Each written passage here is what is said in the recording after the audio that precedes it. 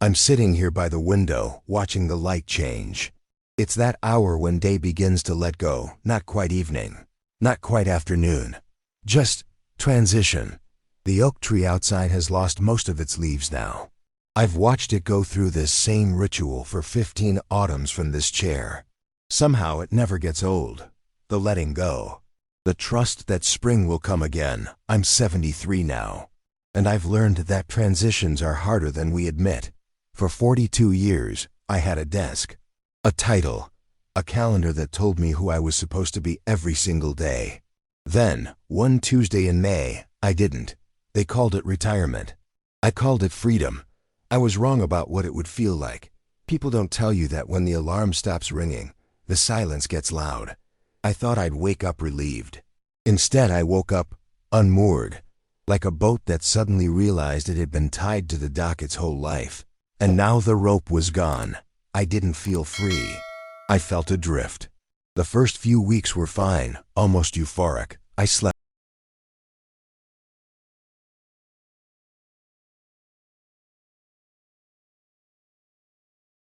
Something shifted. The days started bleeding into each other. Tuesday felt like Saturday felt like Thursday.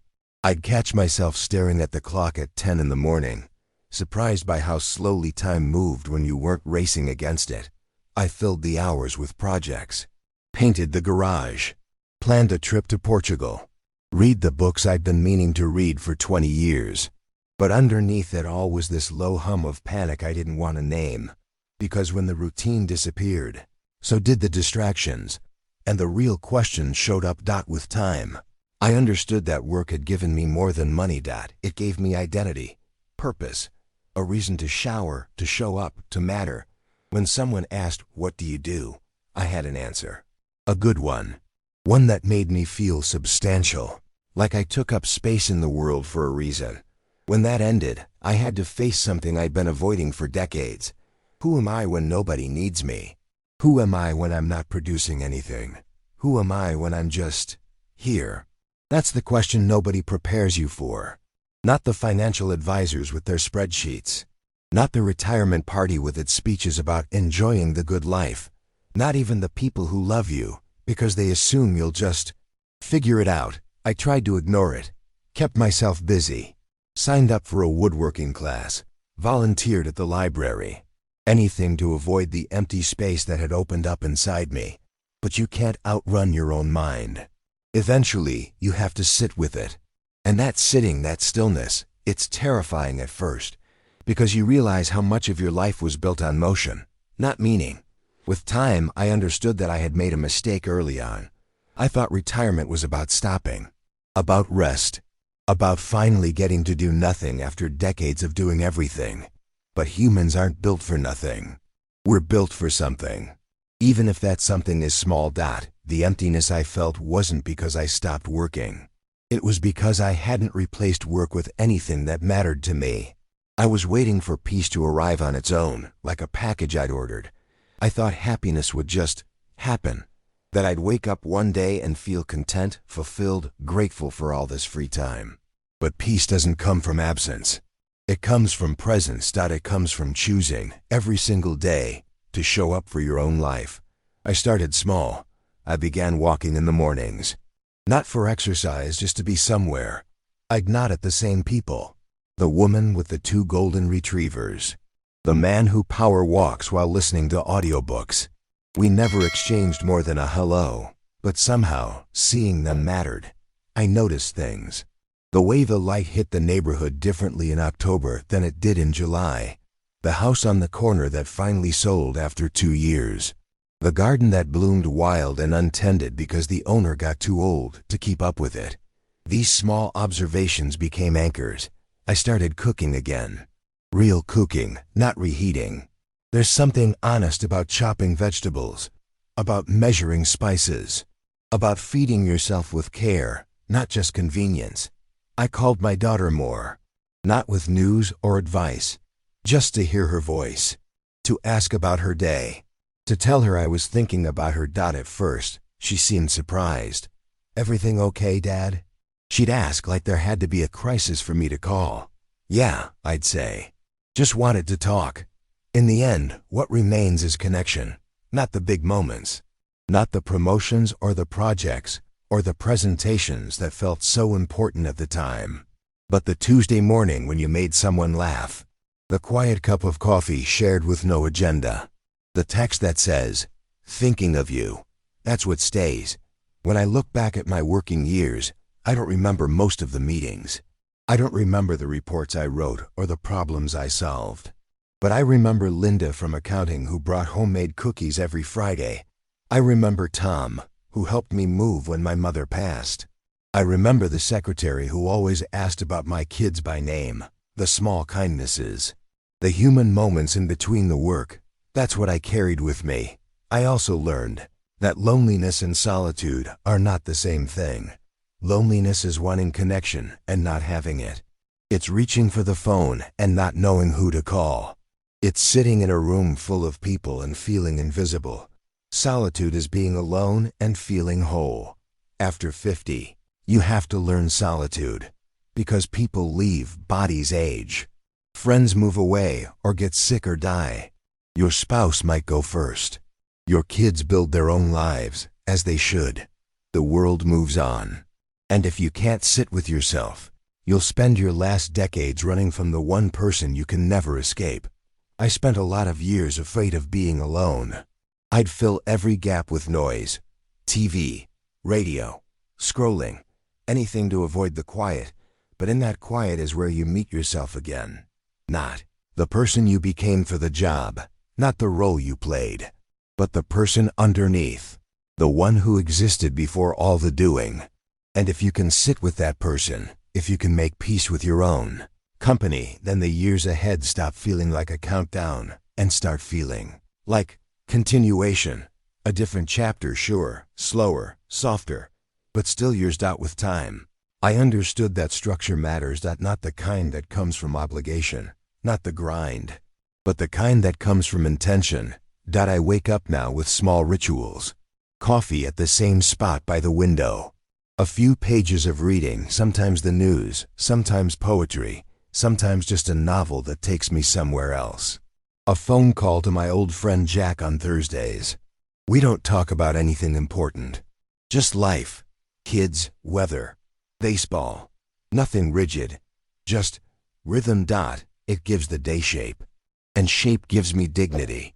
Because even when the world no longer asks anything of you, you can still ask something of yourself.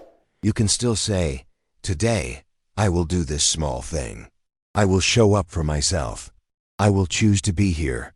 That matters more than I ever understood. I won't lie to you. Some days are hard. Some mornings I wake up and feel the weight of all the years behind me and so few ahead. I think about the people who aren't here anymore. My brother, my best friend from college, my wife's sister who used to make us laugh until we cried. I think about the versions of myself I'll never be again. The young man who could stay up all night. The father with small children. The person who believed he had endless time to get things right. Those people are gone. And some days, that grief sits heavy on my chest. But then I make the coffee. I open the window. I let the light in, and I remember. I'm still here. That matters. Every day I wake up is a day someone else didn't get. That's not morbid. It's just true. And it makes me want to treat the day with a little more tenderness. If you're reading this and you're younger, maybe in your 30s, 40s, still building, still climbing, let me tell you something gently. Don't wait until you retire to figure out who you are without the job. Don't pour everything into the career and assume the rest will sort itself out later. I did that. A lot of us did. We told ourselves we'd travel someday. We'd reconnect with old friends when things slow down. We'd pick up that hobby after we retire. But later comes faster than you think. And when it does, you'll want to know yourself. You'll want to have nurtured the friendships, the hobbies, the quiet joys that don't show up on a resume. You'll want to have practiced being you, not just your role. Because when the role ends, and it will end, one way or another, you'll be left with whoever you are underneath. And if you haven't been spending time with that person, it's going to feel like meeting a stranger. Start now. Even if it's just 10 minutes a day, sit with yourself. Ask what brings you joy, not productivity. Ask what you'd do if no one was watching. Ask what version of your life you'd want to remember when you're sitting in this chair, looking out this window. And if you're reading this and you're already here, already in the deep end of these years, feeling lost or scared or hollow, let me say this. You're not broken. You're not behind. You're not too old to start over. You're just in transition. And transitions are supposed to feel uncertain. I have a neighbor, Eleanor. She's 81. She started painting 2 years ago, not because she was good at it, not because she planned to sell anything, just because she wanted to. Her kitchen is full of wobbly watercolors now, sunsets, her grandkids. The garden. She told me once, I wish I'd started sooner, but I'm glad I didn't wait any longer. That's the thing. You can spend your whole life wishing you'd started sooner. Or you can start now. Start where you are. Build something small, a routine, a connection, a reason to get up that has nothing to do with what you used to be. In the end, what remains is how you treated yourself in the quiet. Did you show up with kindness? Did you give yourself permission to start over, even at 70? Did you forgive yourself for not having all the answers? Did you let yourself be imperfect and still worthy? That's the work now. Not achieving, not proving, just being. And being kind while you do it. I'm still figuring it out, honestly. Some days are better than others. Some days I feel grateful and light. I'll sit here with my coffee and think, this is enough. This is good. Other days I feel the weight of time. I'll see a photo of myself from 20 years ago and barely recognize the person. I'll realize how much I've forgotten, how much I've lost. But I'm not afraid anymore. Not like I was in those first months. I've learned that meaning doesn't come from one big thing. It doesn't come from a legacy or a title or something carved in stone. It comes from 100 small things done with presence.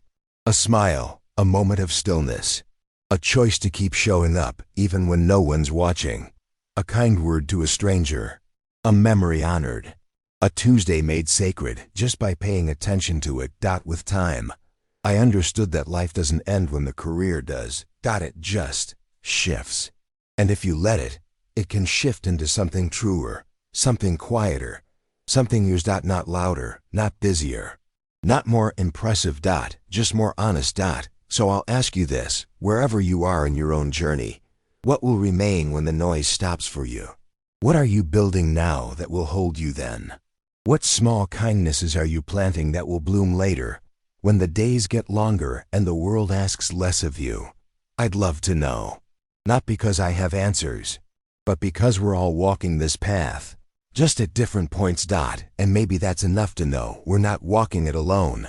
Maybe that's the whole point. To sit here, by this window, and know that somewhere, you're sitting by yours. And we're both watching the light change. Both trying to make sense of the years. Both learning to be gentle with ourselves. Both still here. The oak tree outside is almost bare now. But I know what's coming. I've seen it before. Spring will come. The buds will return. And I'll still be here, watching. That's enough. If this found you at the right time, I hope you'll share it with someone who might need to hear it. A friend who just retired. A parent who seems lost. A stranger on the internet who's trying to figure out what comes next. We're all just trying to find our way home. And sometimes, a few honest words can light the path.